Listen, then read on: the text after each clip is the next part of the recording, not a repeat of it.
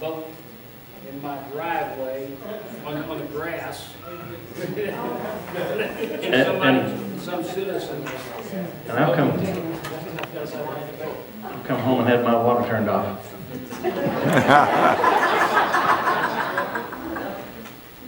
How does the proposed city manager position compare in annual salary to the current mayor's salary?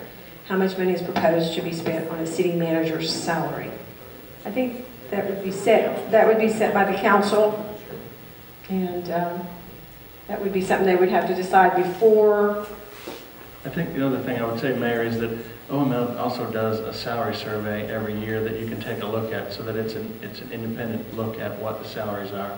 But again, it's important to find out what the fit is. Get somebody in there, and if they're doing a good job, you can reward them later. If we elect to go city manager, 1, our city council will choose the city manager. 2, they will choose the mayor. 3, there will only be 5 council members and 1 city manager.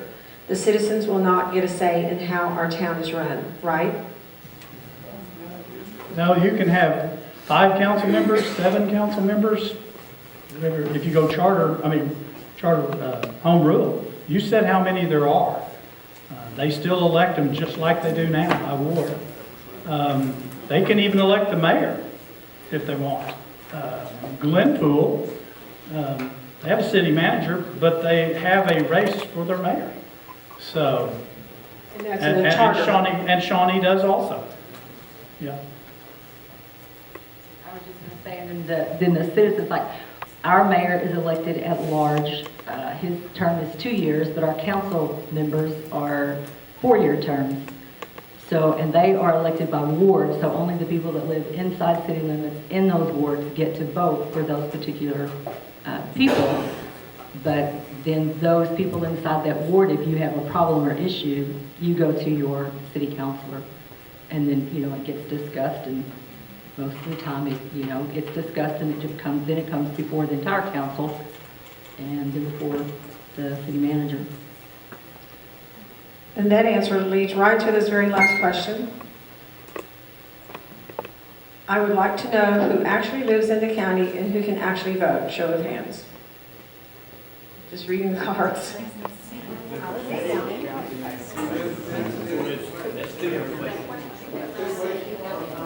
It said who actually lives in the county and who can actually vote. People that live in the city limits can vote in. Only within the city limits. All right, well, I've kind of formed a few questions from listening to your answers, and I have a few questions that I would like to ask that maybe other people have thought as we were listening. You all mentioned your pay. But what about severance? What type of severance is involved? What type of other benefits? I get the same health benefits that all the other employees get. I get retirement. I get a $600 a month car, telephone, and computer allowance. A lot of cities furnish a car for their city manager. I don't like that. I just soon have my own vehicle. And that came from living in Southwest Oklahoma. If I wanted to go to a meeting at Altus that took all day, but my kids were playing ball on the way home, I didn't think it would be right to stop there and everybody come by and go, look, city manager took his city car to the ball game, even though it was on the way. So it was easier to do it that way, and about half cities do it that way, and half the cities furnish a vehicle. So I just get allowance, and also I use my own personal phone. I do not have a city phone, and I have my own computer at home. And so, what was the rest of that? Other benefits? Severance. I started out when I got there with a 3-month package, which means if they hired me in the first whenever, I got 3 months pay. If it added a month each year with a cap of 6. So after 3 more years, I was at 6 months severance. They fire me, they pay me 6 months severance. I'm treated the same way every other employee is for benefits such as retirement, sick time, vacation time. I do receive a $650 a month car allowance. I don't ask for any other expenses out of that. I drive my own personal vehicle. I like Mike, prefer that. And there's never any question about when I'm at the grocery store in a city vehicle on the way home picking up a gallon of milk. Severance, I like Mike started out with a 6-month severance.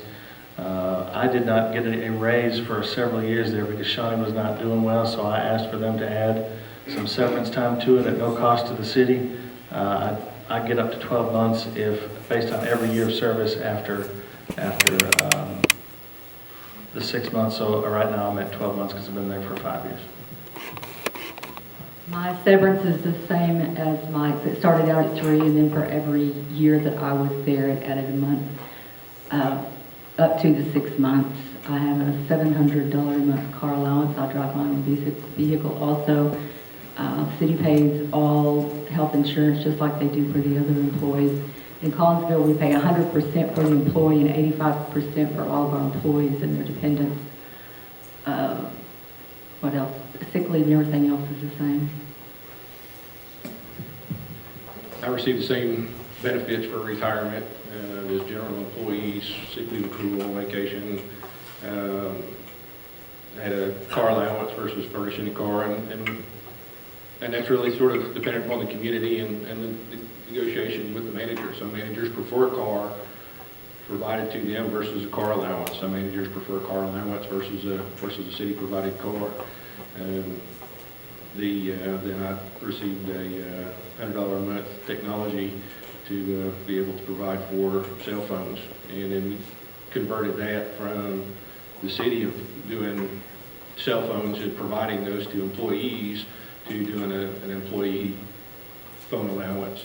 It was about the time when the IRS started changing the rules on having to keep track, and it was getting to be an administrative nightmare, so we just came to reimbursement for city services, and that took out the IRS issue. So it's severance started at 3 months and then provided 1 month for up to a 6-month max. Thank you. And I want to say I appreciate, oh, yes, Jimmy. Well, I don't have a severance package, okay? When I get elected, when I get 4 years, my salary's for 4 years, okay? Whether I come to work, don't come to work, whatever it is. I don't have vacation. I just take, I don't have to take vacation. I honor what the city policy is. That's what I try to do. Sick leave, I don't have sick leave. But I try to honor what the city policy is. One of the things is that, the cell phone, okay? I'll tell you right now, in 2004, my wife and I would have the very pleasure of being audited by the IRS, what it was. And I was calling her on my cell phone. She was calling me back on my cell phone. Well, the IRS didn't like that, okay? We had to pay back what the city was paying for the phone for that 12, 15 months, plus interest. So now I do my own stuff because I got audited. That's what I do. The city provides me, I don't have a city car, but if I want to use, like today, go out there and look, this is the city of Pryor Park Department car. I drive an old used police car. I'll drive whatever's available, and do whatever I have to. That's what I do. And I'll be straight up with them, and everybody in town knows it. If I go to City Hall, and if I come back, when I come back out of this thing right now, and if my wife calls me, and one of my grandkids call me, and I'm going to take it to their house, and they say they need a gallon of milk, I'm going to stop and get a gallon of milk. That's what I'm going to do if I'm in a police car, if I'm wherever at. Because I believe that I'm not going to say I deserve it, but I'm out here on my own time, working for the city, and I want to do what's best for citizens. Right. But I don't have a self-respect. And so that's one of the things. That's one of the fallacies. I don't abuse my powers. I don't abuse my authority. And if somebody thinks they do, think I can't, come and watch me walk around with me, because if you do, tell me, and I won't do it the second time. But I'm a firm believer. I try to walk the walk and talk the talk and be straightforward. I don't care if you're 80. I don't care if you're 6. I try to do the same, what's right for everybody at the same time, the same place, and do what we can. I use my own personal cell phone as well. And we had a car donated I had a car donated from Creek Nation that we used as a city car so that we could cut back on our mileage And when we have, not just myself, but any of my employees that go to training or to meetings, then we try to use the city card. The length of time that you've been, and my question is, how long did it take till you actually saw an improvement from when you went in? You said that you brought in, that you built all this up, but from the position that was in, how long did that take? I think on mine, of course, having all the utilities and me coming from a city, there's only 7 cities in the state that have gas and electric and water and sewer. Everybody has water and sewer. And I had come from Granite, of course, Pryor has it, and Manford has it. So it didn't take me long to realize they had a real problem with their metering. So we were able to save quite a few $100,000s in the first 6 months. They also had a problem with their bonds. We were going through a time when interest was very cheap, but no one there knew that you could refinance bonds. So if you went in and refinanced them, you could knock, like he said, 6 or 7 years off and knock the amount of interest off, which helps pay them off quickly. We had a couple of 25-year ones.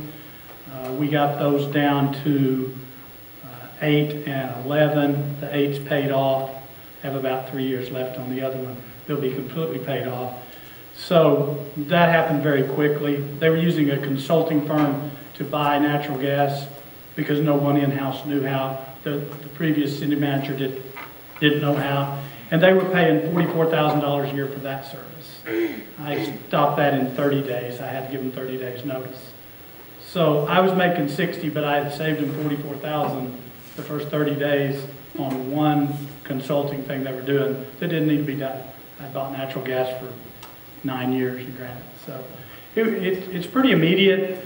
I think the more experience a city manager has when they come in, they can look at audits, they can look at taxes, they can look at utilities, it's like Jimmy said, A to Z, and do it very quickly. Talking about the gas thing, I went to Haskell and did that for them when a new city manager went in and said, I think we're losing a lot on natural gas. It just took me about an hour to sit down with the books and tell them which meters were not working properly, and they saved a lot of money real quick.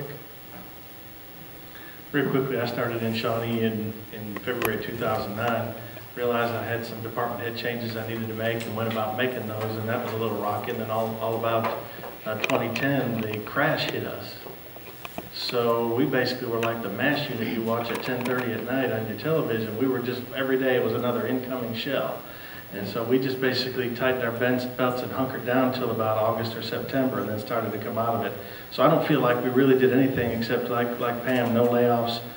We did do furloughs, we did do some pay cuts, we didn't hire anybody. I lost about 1/3 of my workforce, but we got through it. But after the end of that budget year, we were sitting on top of about $500,000 of fund balance, and we had doubled what we had started with when I got there. So proud of that very real thing. You can't do without it. But you know, it really just depends. If there are things that are decided upon by the council that need to be dealt with, or things that the manager finds that need to be dealt with, like I did with some of those personnel issues, you start talking about it real quick and you start making some of those changes. Just more the same thing too, like Jimmy said, going over all the contracts, seeing what you're doing, what you're not doing.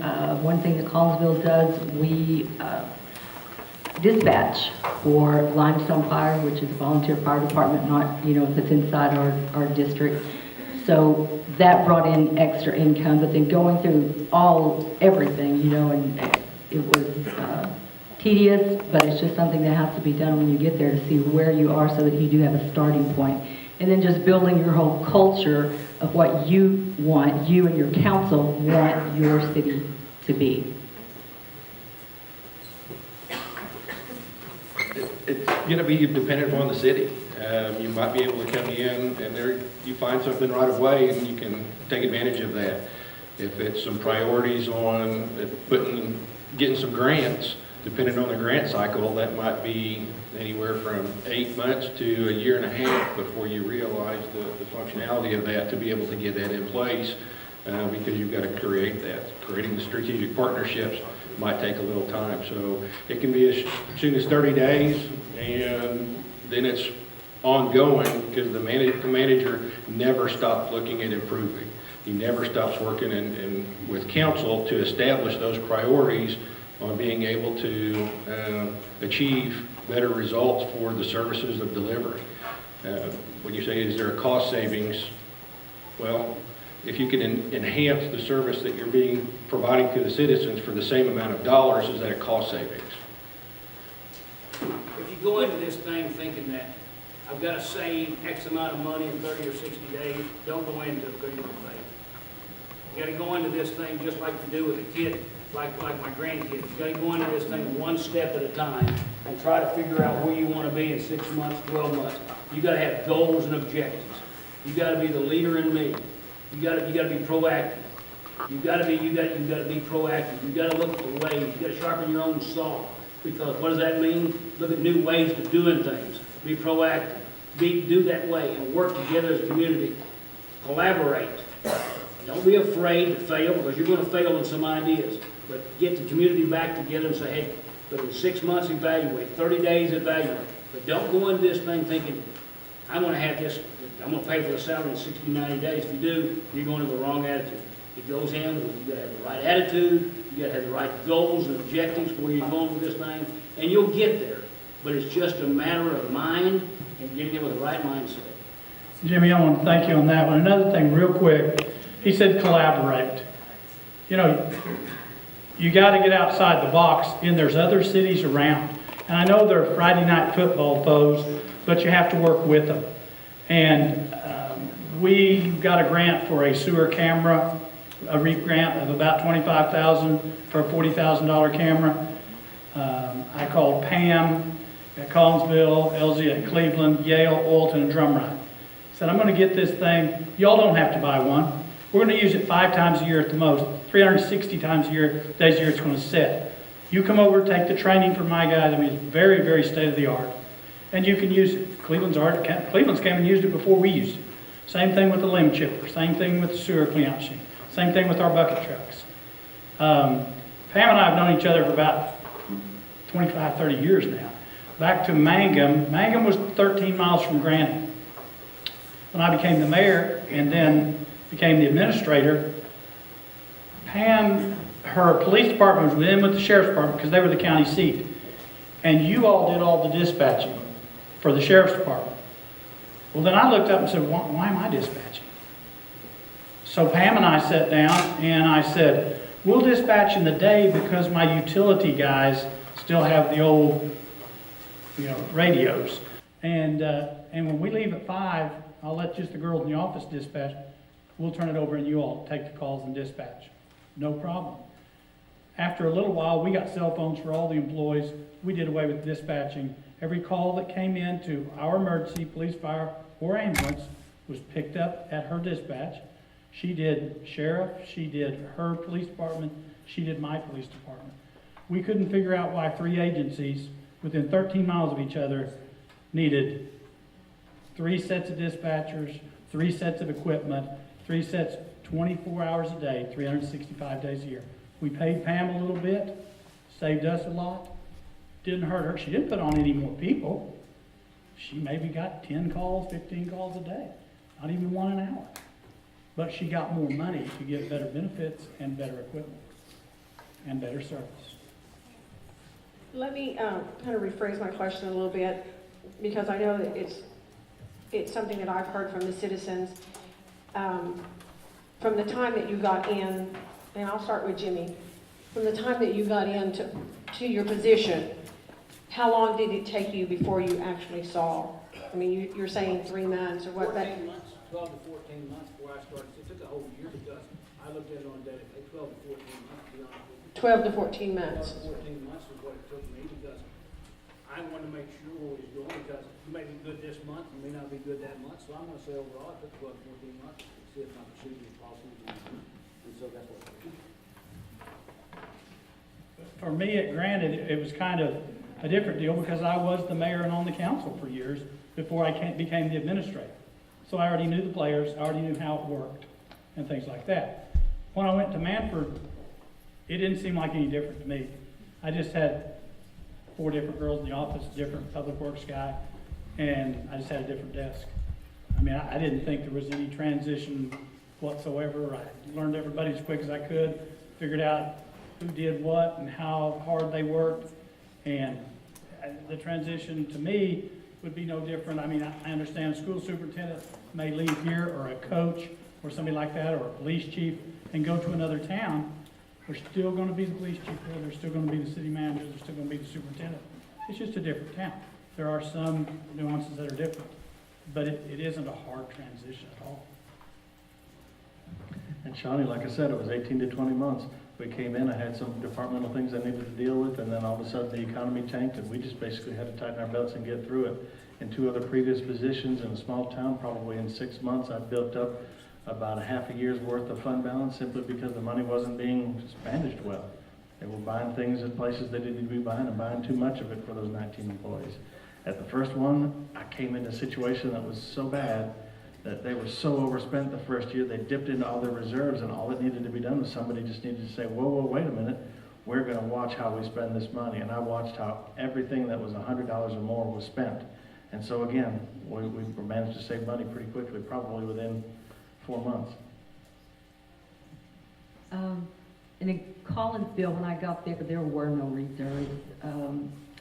Just like I said, going through everything, looking at everything, and it took me a while, probably I'd say, 6 to 12 months. Now, there were some things that were immediate, like the refinancing of a bond issue that saved, tons of money. So it's just things that, I don't know, some missed, but then your employees have to get used to you, you have to get used to employees. I had some that left, because I was a woman manager. They weren't going to stay, so through attrition, some left, and you just work through those. But for me, it was probably 6 to 12 months.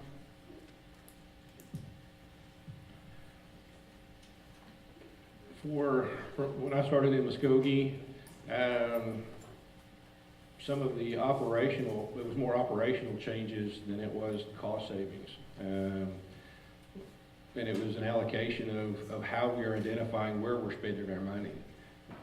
We knew that we were pretty flat, and had departments that were asking for more money, and just asked them to work collaboratively with me to identify where they're spending their money.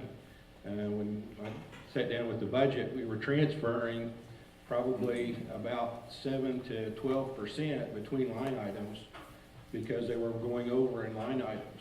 And those line items, they were wanting more money because they were going in, but they were asking for the same amount of money in the line items that they were transferring out of. There hadn't really been a management assessment of where are you spending your money, and let's put the dollars where they need to be and identify on a fixed cost basis what are our fixed costs and where do those dollars need to be. So then it became a much easier management tool for both me, the managers, and council to understand why we're spending the monies where we are. I started in 2008, and that was just at the beginning of the economic downturn.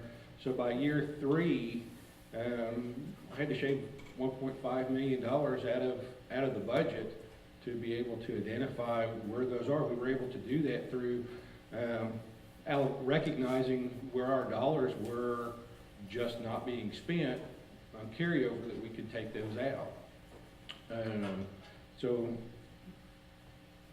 initially is operationally, and then we started to be able to start identifying some other cost savings and getting departments to work more collaboratively together to be able to do some joint projects and swap some manpower and work together. That saved some money, so we were able to do that and not having to contract out. We're utilizing another piece of equipment that one department needed and was asking for a new one, and we had sitting about half the time, and be able to do that and structure that. So did I save money in a short period of time? I think it's a matter of perspective, and that's something that, what's the value of managing those dollars and getting a better picture of what the policies and the goals are of council in providing better services. Over the course of the next 2 years, we were able to save money and actually put back into the community and not decrease services. I would say that'd be a benefit. And in all fairness, I mean, wouldn't you say that that could happen with a mayor as well as a city manager? So we all know how long it takes to get something off the ground. I guess the million-dollar question is, what about the bad city managers? We've read about them, we've heard about them. Fire them. They're out there. I didn't bring a list of mayors that have been convicted or indicted. I didn't know there was a list going to be here. There's bad ones out there. Fire them. I mean, that just happens. Cleveland had a clerk, 2 clerks embezzled at the same time. One of them was 84 years old. She'd been there over 50 years. Their kids needed some more money, so she just kept dipping in. It happens in every profession. There's a lot of it, and you do everything you can to keep it from happening. You check your everything, but when it happens, you fire them. That's all you do. And you know what? It's a lot easier to fire a city manager that's done something wrong than to get a mayor out of office. Is that right, Jimmy? That's fact. That's the difference right there. You can't fire me unless I commit a felony. Okay? You're convicted. I get convicted of that, and that's what you do. Then, on top of that, I've been down this way before. Okay, I'm not going to tell you the story. I was sued when I got into the office. Okay, I was sued. I won the lawsuit. Okay, went all the way to the Supreme Court, state of Oklahoma. Okay, I didn't get out of the office, but it cost our citizens a lot of money because the city had to legally represent me. And so that was one of the things they did. So can you fire me? Yeah, no, they can't fire me. I can stay in there 4 years. I don't have to do anything. You can fire a city manager. But that's the difference right there. And I would hope that I'm up for election this next year, and so it's one of those things that hopefully that I've done a good enough job and done the things right that they'll elect me for another 4-year term. If not, then I'll go home to my grandkids and be happy with what I've done and said, I've improved the quality of life as good as I can for people for ours. That's my goal. And so that's what's going to do. That's the difference. I do caution you that that's what it is. You can fire a city manager, you can't fire me. And that comes from knowing who you're voting for. That's exactly Do your right. homework. Do your homework. Okay, just to wrap this up. Just like hiring an employee, Yeah. your own. Yes, exactly. Okay, to wrap this up, I just want to allow any of our city council members, if maybe a question has popped up in your mind that you would like to ask. You're the ones that have to talk with your constituents, but if not, right. Okay. They will be available afterwards, so take time. In any of you citizens as well, if there was a question that maybe that came up that you would like to visit with one of our visitors, then be happy to do so. To wrap this all up, I would like one last comment on the one thing that I heard a lot was that you guys are with a charter, not the statutory. And Diane, can you touch on that a little bit about if we chose to go with changing our form of government? And it sounds to me like that they're all talking about the charter form rather than the statutory as we are. What do we have to do to get in that direction? What should we have in place? What's the guidelines? Okay. Since you have more than 2,000 population, you can choose to go through a process to adopt a home rule charter. It's lengthy. And it involves the citizens quite a bit. First, you have to have an election to elect a board of freeholders, is what they're called, of citizens, voters, who will, if that happens, then they will actually draft the charter to propose then in a separate election to the citizens to see if the citizens want to adopt that charter. The process usually involves quite a few meetings, maybe some public meetings to get input from the citizens.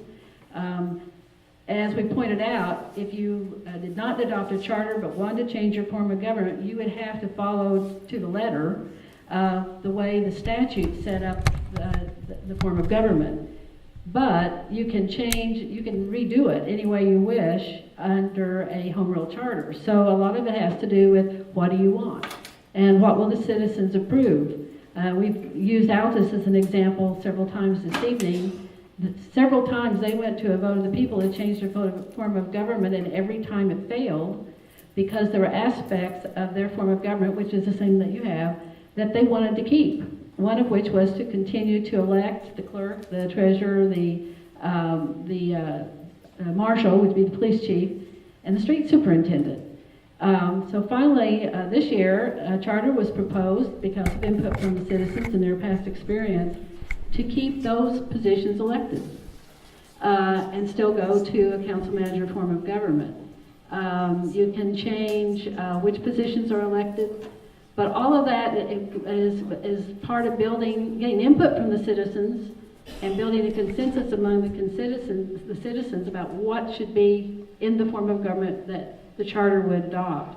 So once you've done that, drafted a charter, it will go to the vote of the people again to determine whether the citizens will approve that charter, which creates the form of government. Assuming then that the citizens approve that charter, then there'll be subsequently an election to elect new officers under the charter. And that same thing would happen if you used a statutory form of government. You would have an election when you have the next election cycle to elect new officers under the new form of government. So there's a transition period. That's kind of it in a nutshell, but there's quite a few steps. They're set out in the Constitution. There's a lot of publication requirements, et cetera. So there's much detail that is put in the Constitution as part of what you have to do to adopt the charter. One of the things I'm going to caution you about the charter form of government, our charter was written in 1951, okay? One of the things now that I'm looking at doing is because the audit, remember Sarbanes-Oxley, the audit standards and your government standards have changed so much that we're in violation of our charter because of the way we have to do our accounting procedures, okay? I'm now hiring an attorney to see what we can do. The people voted that down, they didn't want to change it, okay? Now I'm in violation of it. So if you do that, you've got to be very careful to write it in such a way that you don't violate Gadsby rules and some other rules if you do that, because what's good in 1951 is not good in 2014. So I'm in violation of some of the state and federal guidelines of accounting procedures, and that really concerns me as a mayor. So make sure you watch that close. And I think that's one of the cautions, should you consider drafting a charter. Outline your form of government, but don't put a lot of that detail in, because those are the things that change over time. Mike gave the example of the purchasing limits. They were good limits back in 1940s, but they're not very good right now because of inflation, et cetera. You don't have to put those things in, or you can start out with a threshold, but provide a way for the council to be able to change that without going to another vote of the people. You have lots of flexibility in drafting the charter to do things like that. What you're mainly trying to do is outline basically those basic questions that I kind of identified for you early on. You know, what are the responsibilities of the officers of the city, and how will those powers and duties be distributed? Which includes usually dealing with personnel and dealing with what positions are going to be elected. Most of the rest is something that could be addressed through ordinances or policies of your council. It doesn't really need to be in, you're really writing a constitution. So what really needs to go into a document that has the effect of being a constitution? So that's part of the drafting process. If it's very important, however, to the citizens to put that kind of detail in, then that's what you hear as to whether or not they vote for a charter that doesn't have it. You can get mine online, or I'll be glad to send you my charter. So what I'm hearing is that the first decision would be do you want a charter, or do you want to just do a statutory? And so that should be, that should go in front of the council and a decision made with that before we go to a vote? Are we jumping the gun by putting it on the ballot in June? Well, I think if you're going to consider a charter, because it is an elaborate procedure and needs some thought, if you want it, unless you're in a hurry to change your form of government, by adopting the charter, you're changing your form of government one way or another by changing some of the details. So it's a policy decision for the mayor and council, but I think you probably want to consider whether a charter is a good route to go before you go to election to change your form of government and then maybe change it again later. But that's a policy decision. Well, I think you've given us a lot of things to think about, and is there any last words? Thank you. I would just like to commend the council here, the entire body, and the citizens just for looking at this. It doesn't happen, it doesn't happen. But I think people move forward when they look at different options. I'd like to thank Jimmy Trammell for coming. He named Jeff Shockley and Mike Brown of Weatherford, Jeff of Poto. They're three of the most highly regarded strong mayor, aldermanic mayors by our city management group in the entire state. They've done more than a lot of city managers and been in the same city for a long time. They're exceptional people, and they understand what it takes. It's real exciting to be around them, but they also do one other thing. They think outside the box, and they're not afraid to call somebody else and ask them. And in a strong mayor form of government, you usually have to call another strong mayor or a city manager. Because in most forms, the mayor doesn't do any day-to-day operation. And so they have been very open to do that. And what we've understood in our business is the second mouse gets the cheese. If somebody else tries it and gets whacked, then we realize it and we get to walk up and get the cheese off there. So being able to ask others and network with others is crucial to making this happen. So I want to thank everyone for having us here, Mayor for having us here. This isn't for us to tell you to change, it's for us.